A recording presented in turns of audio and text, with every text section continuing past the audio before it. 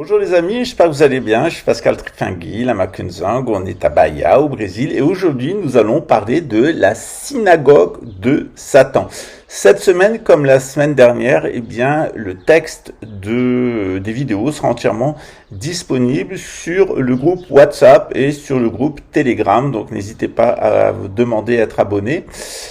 Pour WhatsApp, ça se passe au 0055 21 97 967 93 77, plus 55 21 97 967 93 77.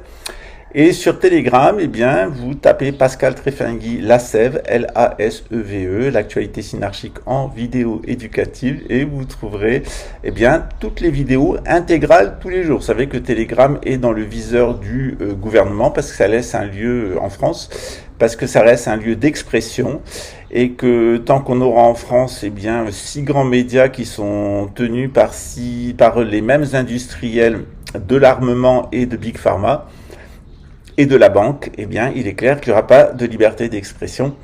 On ne va pas, Bolloré avoir une chaîne qui tire sur Bolloré, par exemple. Aujourd'hui, nous allons parler donc de la synagogue de Satan. L'histoire nous enseigne une leçon. Édom, c'est-à-dire les descendants d'Ésaü, d'Ésav, le frère jumeau de Jacob Israël, Édom ne s'impose jamais longtemps.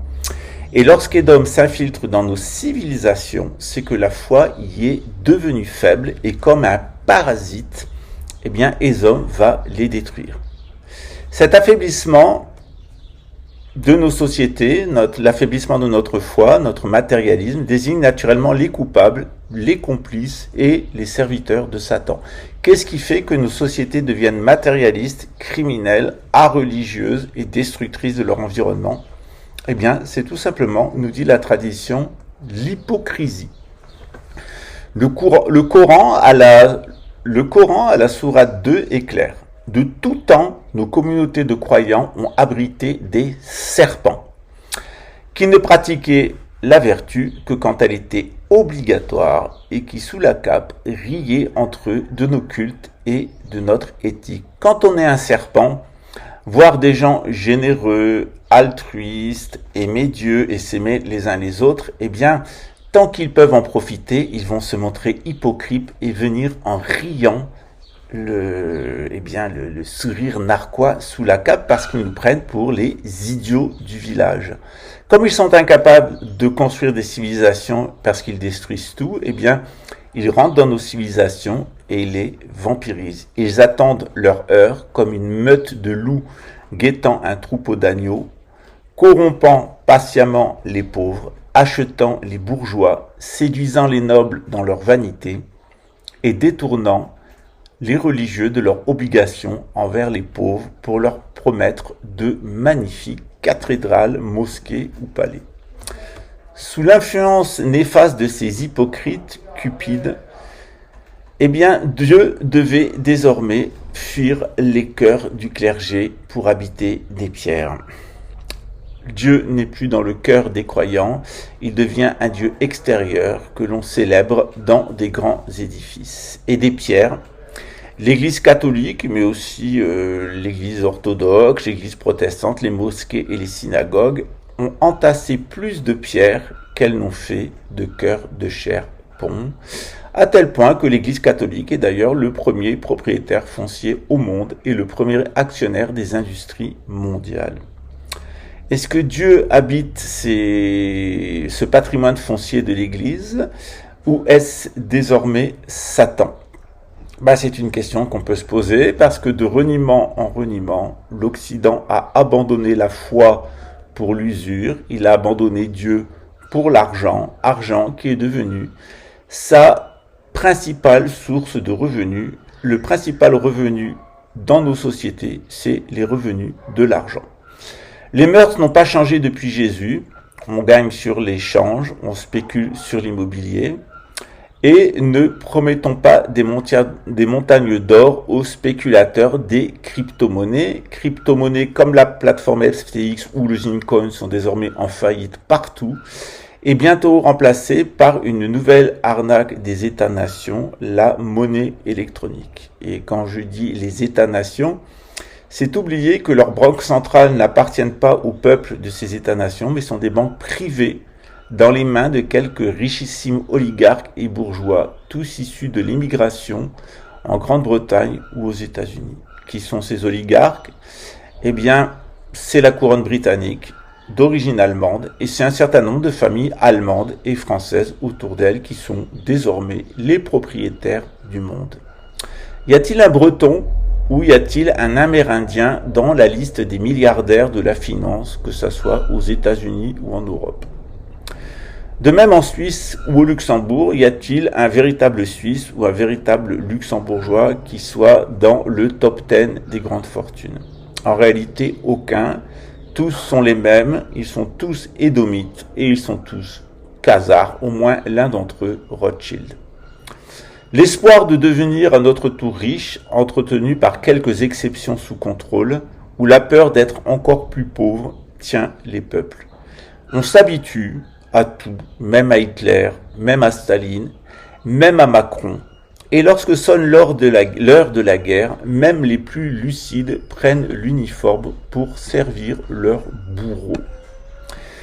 C'est ainsi que de victimes, les peuples deviennent complices, puis coupables, tandis que l'oligarchie financière, elle, ne se salit jamais les mains, ne paye pas d'impôts, ne vote pas et ne donne pas d'ordinateur et de téléphone à ses enfants.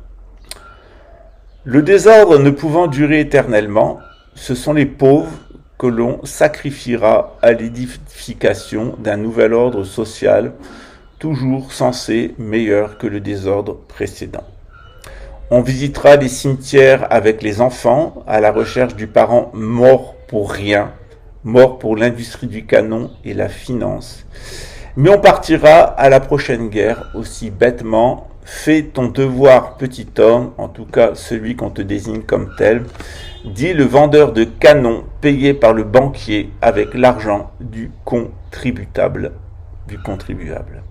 Depuis Napoléon, le nombre de victimes des guerres évitables n'a eu ne cesse de gonfler. Il atteindra bientôt un summum puisque la Bible nous annonce qu'un tiers de l'humanité sera devenu stupide au point de s'être laissé séduire, puis détruire. Au fond de la tranchée survivront des hommes, oui, le barbare intégral, surpassant en sauvagerie son adversaire et le croyant que la divine providence aura protégé. Que restera-t-il du monde, de l'hémisphère nord en tout cas, après une troisième guerre mondiale atomique? Les banquiers auront pris les chaloupes et le petit peuple sera mort de froid dans les soutes et les étages de la dernière classe du Titanic moderne. Les survivants chercheront des coupables. On accusera le capitaine orgueilleux, la féministe qui l'aura distrait avec son amant du petit peuple désormais raide mort de froid, pauvre Jack. Personne n'ira demander des comptes aux banquiers qui ont construit le bateau, qui ont recruté le personnel aveugle, exploité les fabricants, asservi les mineurs et provoqué cette catastrophe. Le diamant bleu, cœur de l'océan, sera désormais dans les abysses froides de l'océan Atlantique Nord, comme une conscience parfaite dont personne ne se soucie plus. L'assurance paiera la prime aux riches et oubliera les morts, les pauvres. Tout recommencera par confort, et ainsi est l'homme moderne. Il n'a pas de cœur, il n'a pas de mémoire, il n'a pas de racines. Il est en sursis car son cœur est englouti dans le néant des froideurs de l'océan. Dans le contexte actuel, on cherche des victimes expiatoires du côté de la théorie de la conspiration. Les juifs, évidemment, éternels accusés, les francs-maçons et leurs secrets, toujours un peu curieux, les homosexuels qui cherchent tout le temps à vous enculer, et avec leurs sales manières efféminées, et bien entendu les migrants économiques qui volent le pain qu'on leur refuse aux portes des maisons de la cité orgueilleuse, et qui sera jugé coupable du meurtre des 2/3 de l'humanité. Saint Jean désignait il y a 2000 ans la cause de nos pleurs, la cause de nos souffrances, la cause cachée, la cause qui se cache et qui ne vous dira jamais qui elle est, qu'utilisera des policiers corrompus, une directrice générale de la police luxembourgeoise qui couvrira tous les crimes de la psychotronique, un avocat général au parquet de Luxembourg qui couvrira les réseaux pédophiles, tous ses copains francs-maçons, tous ses copains pédophiles, et qui faudra 5 ans de prison à quelqu'un qui a 100 grammes de cannabis. Et évidemment, dans cet ensemble, où la police est coupable, où le parquet est coupable, ce barreau détestable des avocaillons, qui défendent des clients coupables et font condamner des clients innocents ou si peu coupables car victimes du système. Dans l'assemblée de Smyrne et l'assemblée de Philadelphie, 2 congrégations de Satan, Saint Jean dénonce l'existence de vrais et de faux juifs. Le théologien Louis Pinchot trace quelques pistes. Il écrit, ouvrez les guillemets, pendant près de 2 millénaires, faux juifs et synagogues de Satan de Smyrne et de Philadelphie ont été considérés comme des juifs, membres des synagogues de ces villes, hostiles aux chrétiens, qu'ils auraient même dénoncés auprès des autorités. L'hypothèse qui est ici proposée est de voir dans ces juifs accusés de blasphème et accusés d'être de faux juifs ou des juifs menteurs, des membres de l'ethnicité juive souillés aux yeux de Satan par leur intégration dans le tissu associatif de la cité. Quant à la congrégation de Satan, la synagogue de Satan ou l'église de Satan qu'elle formerait, elle ne doit être entendue comme la désignation d'une communauté juive ayant une existence réelle dans la cité et qui serait coupable. Non, c'est une construction de Jean, prophète de Jésus le vivant, visant à montrer que le diable ne sont pas tous les juifs, mais certains juifs, et après eux certains chrétiens, et encore après eux certains musulmans, eh bien, qui sont infidèles à leurs commandements et qui sont infidèles à l'identité juive, chrétienne ou musulmane, fermez les guillemets. Trahir son identité de croyant et se servir de Rome. Cette piste est intéressante. Certains juifs infidèles aux commandements de Dieu, notamment l'interdiction de l'usure aux juifs comme aux non-juifs, les mouches ne vont pas nous laisser tranquilles, se seraient laissés entraîner dans une parodie de la venue du Messie. L'expression faux juif ou juif faux intervient 2 fois dans l'Apocalypse de Jean, dans le contexte des messages adressés aux assemblées de Smyrne et de Philadelphie.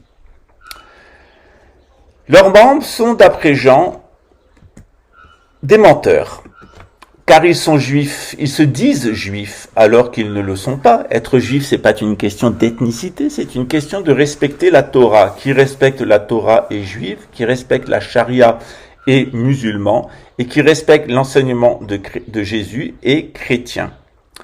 Les messages de Jean sont donc un lieu privilégié pour comprendre, pour tout moins chercher à comprendre, comment l'Apocalypse de Saint Jean trace des frontières identitaires entre ses croyants et les membres des assemblées auxquelles elle s'adresse, ou encore les vrais croyants et les faux croyants, c'est-à-dire les hypocrites.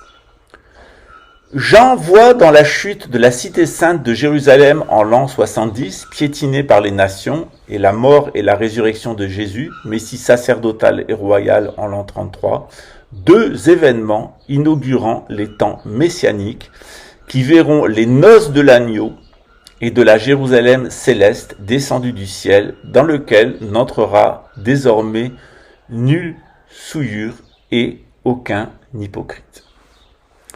Dans l'évangile de Jean, nous avons vu dans le cours de gnose chrétienne que 2 courants existaient au début du christianisme, qui était simplement au début une branche, une école du judaïsme.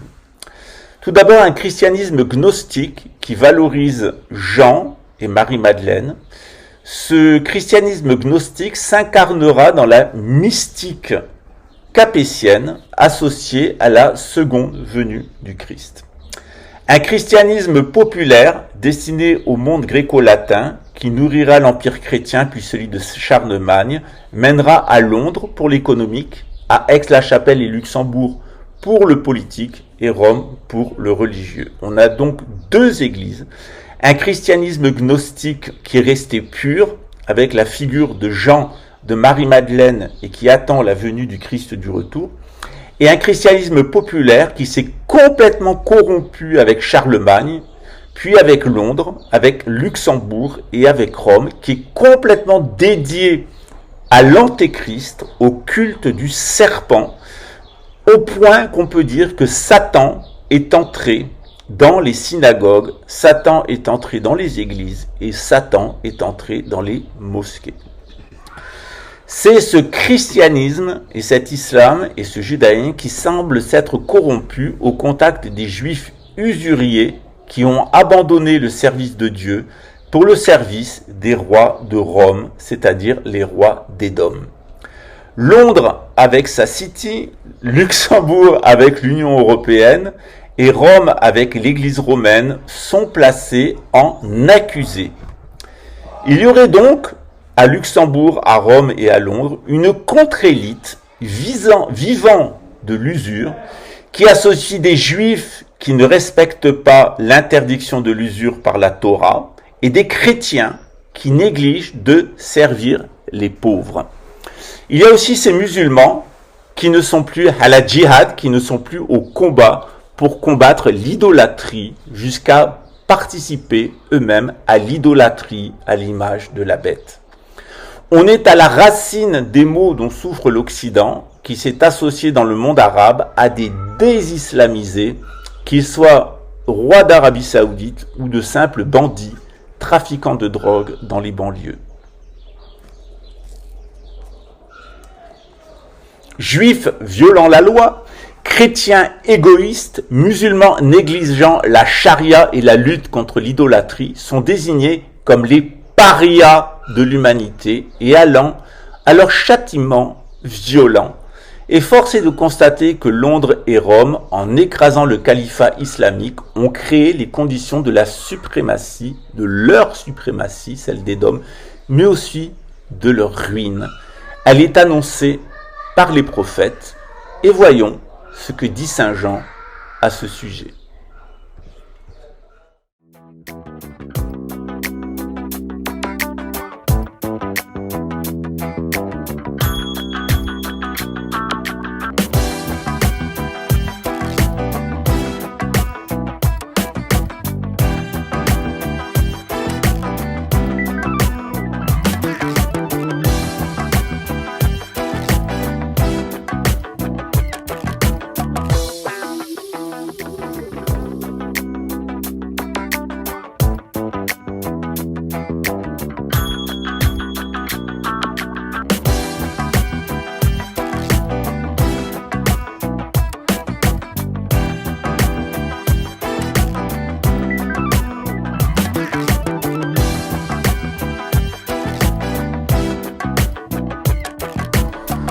Le voyant de Patmos, Saint Jean, décrit 4 cavaliers redoutables. Le premier apporte des épidémies, comme par exemple la Covid. Le deuxième, des crises économiques, comme le Great Reset, qui oblige au marquage des humains par un nombre, afin qu'ils continuent à acheter et vendre. Une grande guerre, par exemple avec la Russie et la Chine. Et une faim généralisée, générée par le chaos général, par exemple provoqué par l'arrêt d'Internet. Si aucune intervention céleste ne se manifestait alors, nous dit Jésus, l'humanité serait anéantie par cette épreuve, dont un des événements est la bataille d'Armageddon. La bête, l'informatique et ses réseaux de contrôle économique, politique et d'influencement, le faux prophète Elon Musk et l'antéchrist Harry Windsor, un bâtard né d'une femme de sang juif et issus de la tribu de Dan, et remplit toutes les cases, seront alors vaincus. C'est le Messie de sa main qui égorgera, comme dans ce signe de la franc-maçonnerie, celui qui aura prétendu se dire Dieu dans la porte des brebis, réouverte à l'occasion de la construction d'un 3e temple sur l'esplanade des mosquées, et on y est, puisque ce temple est aujourd'hui en construction. Face à cet événement sacrilège, Saint Jean annonce que les riches vont se réfugier sous terre avec leurs serviteurs dans un contexte de catastrophe naturelle d'ampleur. Tremblement de terre, chute des étoiles sur terre et déluge. Ce sont les signes de l'heure prophétisés en islam par le prophète Mohammed, la paix sur lui, l'ultime législateur du sémitisme. On ne verra jamais ces riches, insolents, indolents et leurs serviteurs imbéciles, désormais condamnés à l'enfermement sous terre. Les méchants s'entre-dévoreront, leur corps couvert de pustules douloureuses résultant du marquage de la bête, tandis que les gentils seront épargnés miraculeusement. Ce sont eux qui hériteront de la terre et assisteront à la venue de la Jérusalem céleste. Dans un tel contexte, la tentation pour la synagogue de Satan serait de précipiter ces événements afin de garder le contrôle et faire mentir la prophétie. Klaus Schwab ne s'est pas privé d'ironiser sur ce sujet lors d'une rencontre avec Sadhguru, un psychopathe hindou. Pour ce faire, l'idée est de provoquer l'épidémie, la crise, la guerre et la faim. On a vu dans l'histoire du judaïsme ashkénaze, ces Cananéens convertis au talmudisme depuis le 8e siècle, l'apparition de telles sectes comme celle du Polonais Jacob Frank au XVIIe siècle. Le franquisme poussera des milliers de jeunes juifs à abandonner la Torah pour construire l'URSS avec un financement des Rockefeller et l'appui de sa Standard Oil. On connaît la suite, l'éveil a été remplacé par la bombe atomique et le délire est passé en mode pause après la catastrophe de Tchernobyl, reprenant maintenant avec le délire messianique de Poutine alimenté par la secte millénariste juive Chabad Lubavitch. L'Orient édomite sommes bien historiquement obsédé par le feu, reçu puis émis, l'Occident édomite par la chimie. Alois Meyer, le grand voyant allemand, nous annonce une guerre nucléaire russe contre l'Occident sioniste menée par la couronne britannique et ses alliés, et une riposte chimique contre l'Orient Lubavitch menée par la Russie et la Chine. Au stade final de ce suicide, c'est l'Amérique du Sud chrétienne, avec son grand pape et son grand monarque, et l'Afrique musulmane avec le Mahdi qui sortirait gagnante de ce conflit suicidaire. Un petit royaume de Judée restauré ferait son apparition avec la venue du Mashiach. C'est cette annonce qui apparaît comme la trame des récits prophétiques du sémitisme était préparée le long des 33 degrés du rite écossais. Au final, et en ce qui nous concerne, on se pose la question de Pédovski et de Mumu de Marseille, de notre ami Réré du QAnon, de sa femme Ninine présidente, et de Mumu de Marseille. Ces trois personnes nous expliquent exactement la situation actuelle. Elles sont hypocrites, elles ont postulé pour entrer dans notre organisation religieuse et notre projet communautaire. Elles ont certes avoué avoir participé à des crimes pédophiles et des infanticides, ainsi que des guerres et des trafics pour Réré du QAnon. Notre accord était simple, pour les aider à se libérer de leurs fautes, car ce sont des crimes incommensurables, ils devaient se dévouer de tout leur cœur et de toute leur âme au projet, sans aucune limite et sans en prendre le contrôle, parce qu'ils sont édomites et qu'ils auraient tout amené à la catastrophe. Puis en cours de route, ils ont trouvé l'effort de sincérité douloureux, leur cœur est resté mauvais, leur âme s'est détournée du bien, et ils ont volé, puis détruit tous les aspects du projet un à un, jusqu'à me droguer pour me contrôler, essayer de m'assassiner, et sans effet, de liguer contre moi un groupe de pédophiles dans la police brésilienne, à la magistrature et dans l'avocature pour obtenir une cabale judiciaire. Ainsi est Édom. Édom arrive avec plein d'amour, un grand visage hypocrite. Et Édom, après vous avoir menti, se met à votre charge, essaye de vous déposséder, ne remplit pas les conditions qui sont fixées depuis le début, et ensuite, Édom vous menace de représailles, vous téléphone et à vos amis, il ne se rend pas compte du mal que je peux lui faire, etc. Et effectivement, il faut les pousser et aller jusqu'au mal absolu qu'ils vont commettre pour montrer, à quel point leur démence est constante. jusqu'à se montrer sur Internet et pourquoi pas sur une chaîne nationale avec un récit typique d'inversion accusatoire, système qui est le propre du satanisme. La volte-face de Mumu de Marseille, de Réré du QAnon et de Ninine présidente, eh bien, a été nourrie par 3 médiums que Mumu de Marseille a consultés et qui lui ont assuré qu'elle serait ruinée et empoisonnée. Ils lui ont certifié que Réré du QAnon mourrait d'un accident de transport et que Ninine, la présidente, se réfugierait chez sa mère. Ils ont donc décidé de me ruiner et de me faire emprisonner, comme si c'était Mumu de Marseille ou moi, de saboter mes véhicules pour me tuer, comme si c'était Réré du QAnon ou moi, et de générer des conflits avec la mère de Ninine pour tenter d'empêcher cette prédiction de s'accomplir, comme si c'était ou elle ou moi. En réalité, chez ces psychopathes sataniques, c'est ou eux ou les autres, tout est toujours dans la dualité. Ou ils vous asservissent, ou ils se font asservice. Il n'y a avec eux aucun rapport de réciprocité parce qu'ils sont malades. Soumettre ou se soumettre, enculer ou se faire enculer, ainsi est leur vision de la vie sociale.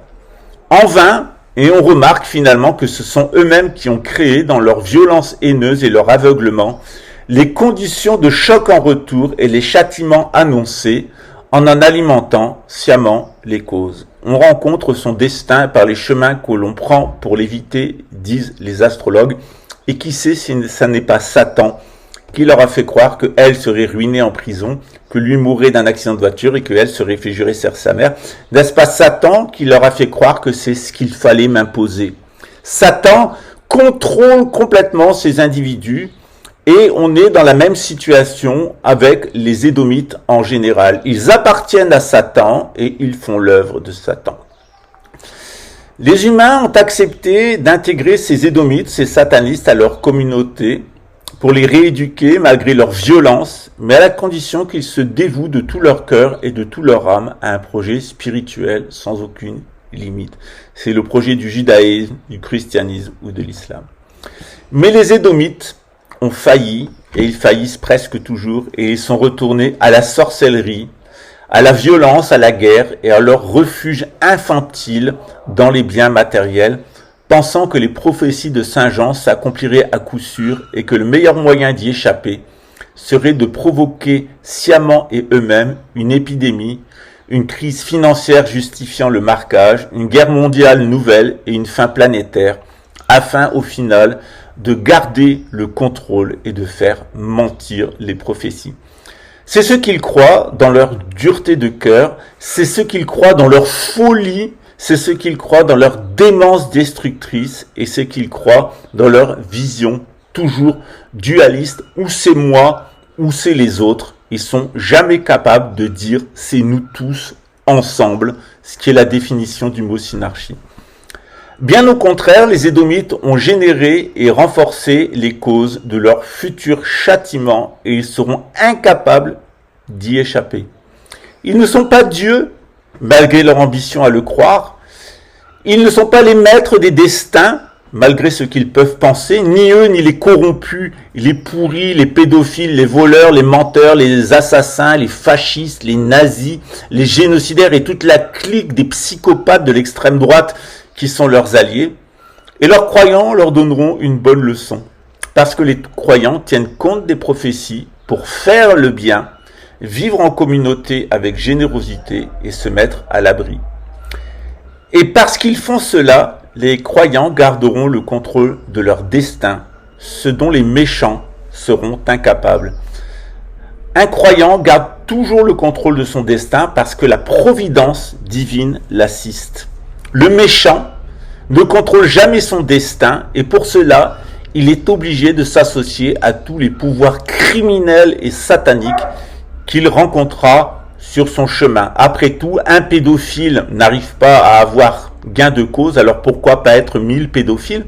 Mais 1000 pédophiles restent des pédophiles et ensemble, ils vont au même châtiment. Dans le domaine de la méchanceté, le crime contre l'enfant est certainement le plus grave. Jésus a affirmé que ce qui a été fait au plus petit d'entre nous, c'est à lui le Verbe de Dieu, le Verbe cosmique, que ce mal était fait.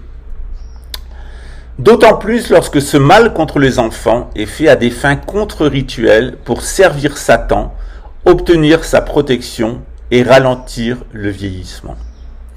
Or, Jésus revient en juge sous peu, et ceux qui ont abusé et tué des enfants n'auront aucun pardon, sauf à présenter des excuses et d'en accepter le prix. Lorsque Mimi de Marseille m'a demandé si je lui pardonnerais, je lui ai répondu non, car elle n'a pas présenté de repentir me concernant. Elle s'est montrée hypocrite, elle a reproduit comme Ninine présidente et Réré du QAnon ses crimes, empoisonner, voler, tuer et surtout nuire à des enfants. C'est le tribunal de Dieu qui attend ces personnes au terme de leur vie, et je leur donne rendez-vous devant le tribunal de Dieu, mais c'est aussi le tribunal des hommes qui les attend dans le contexte de l'Apocalypse où tout sera révélé. Le temps où la pédophilie permettait de se promouvoir au sein de Saint-Cyr et au sein de l'armée, le temps où la pédophilie permettait à des femmes et des prostituées, des femmes indignes de s'infiltrer dans l'aide à l'enfance pour prostituer ses enfants auprès de l'élite, le temps où la pharmacienne du coin fermait les yeux sur les violences, les infanticides et les viols et tout ce qui est fait aux femmes, et son action se résumant à donner des drogues est terminée. Ce qui est fait à un initiateur traditionnel comme moi est certainement de la même nature de ce qui est fait à un enfant, tant l'état d'innocence spirituelle des deux est le même. Que la puissance de Dieu se manifeste donc aux yeux de tous, afin que vous croyiez que Satan est déjà vaincu et que ceux qui le suivent sont condamnés. Le désir de changer l'ADN humain, le désir de changer les modes de reproduction pour nous faire naître une humanité invivable dans des machines, et l'idée, ce désir de changer les voies d'accès à l'intellectualité pour ne plus être connecté à l'intellect cosmique mais à des mémoires sont les caractéristiques manifestes du péché contre l'esprit. Ce péché contre l'esprit conduit à la damnation éternelle sans aucun recours. La chute d'Adam a marqué une première étape qui est celle de la vie au niveau grossier où l'homme doit travailler et la femme enfanter. Mais la suite de cette régression ne peut être qu'une dissolution au niveau subtil de l'âme, dissolution que l'on nomme l'enfer et qui s'étend sur des éternités. C'est à ce destin que sont condamnés les méchants et je leur donne rendez-vous devant le tribunal de Dieu et je leur prévois un enfer douloureux. Quant à ceux qui auront cru, ceux qui seront restés de bonnes personnes, ceux qui seront restés ensemble, solidaires et synarques, ceux qui auront aimé Dieu et l'humanité de tout leur cœur et de toutes leurs âmes, ceux qui auront su ouvrir leurs mains, ceux-là recevront la terre en héritage et bien plus au moment de leur mort, puisque leur âme sera accueillie favorablement et que les chants de l'éternité, de la jouissance céleste, les attendent. Bien entendu, ça fait rire les hypocrites, mais leur rire après leur mort, et peut-être même bien avant leur mort, se transformera en grincement de dents. Je vous souhaite une bonne journée.